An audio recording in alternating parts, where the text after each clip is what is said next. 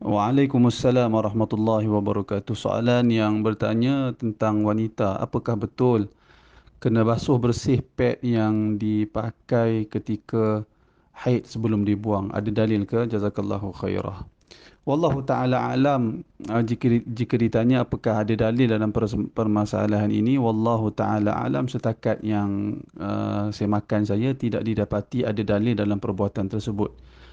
Uh, kita tidak nafikan kebanyakan ataupun sebahagian wanita dalam masyarakat Islam, sebahagian mereka sebelum mereka membuang kain tuala yang mereka gunakan untuk untuk halang darah haid itu, sebelum mereka buang, mereka sebahagian mereka basuh terlebih dahulu.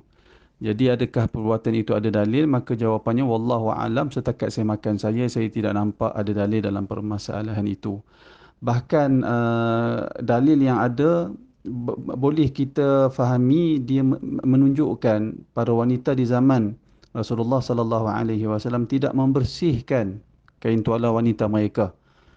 Iaitulah isyarat yang saya maksudkan, iaitulah ada yang boleh kita ambil daripada hadis, antaranya diriwayatkan oleh Al-Imam Tirmizi di dalam kitab Sunan beliau, di mana beliau riwayatkan daripada Abi Sa'id Al-Khudri radhiyallahu anhu yang berkata, qila ya Rasulullah, pernah dikata kepada Rasulullah, ana tawadda min bi'ri buda'ah.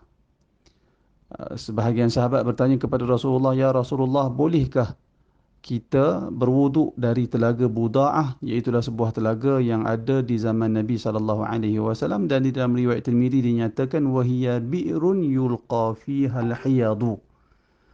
Telaga Buda'ah itu adalah telaga yang yulqa fiha al-hiyad, dibuang di dalamnya hiyad. Hiyad adalah kalimah plural dari perkataan hiyadah.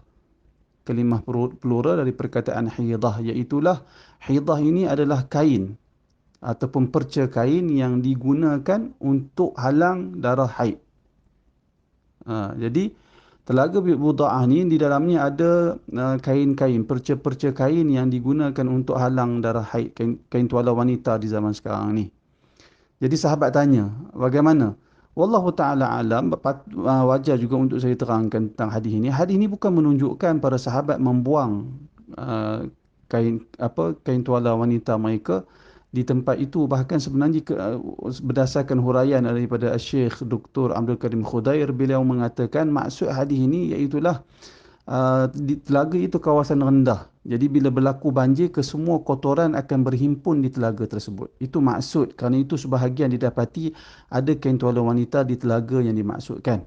Lalu para sahabat bertanya, bolehkah kita berwuduk di telaga Buda'ah yang mana di dalamnya terdapat kain-kain tuala wanita? Lalu Rasulullah sallallahu alaihi wasallam bersabda, innal ma' tahurun la yunajjisuhu syai'.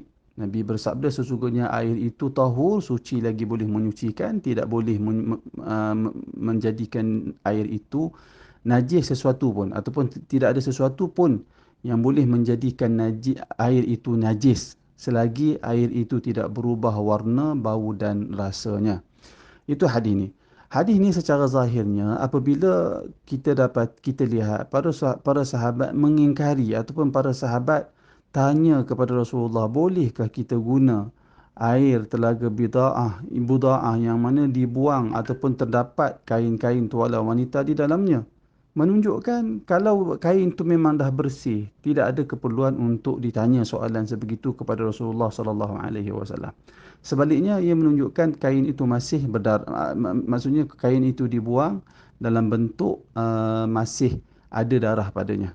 Jadi secara zahirnya ataupun boleh difahami, saya tidak kata semestinya apa yang saya faham ini, tetapi boleh difahami dari hadis ini menunjukkan kain-kain hiyad, kain-kain hiyad ataupun kain-kain hidah itu dibuang dalam keadaan masih memiliki darah. Akan tetapi kotoran yang ada pada kain tersebut tidak mampu mengubah kemutlakan air yang ada di dalam telaga Buda'ah. Kerana itu Nabi sallallahu alaihi wasallam menyatakan air adalah suci lagi menyucikan, tidak ada sesuatu yang dapat menajiskan dia selagi tidak berubah warna, bau dan rasanya.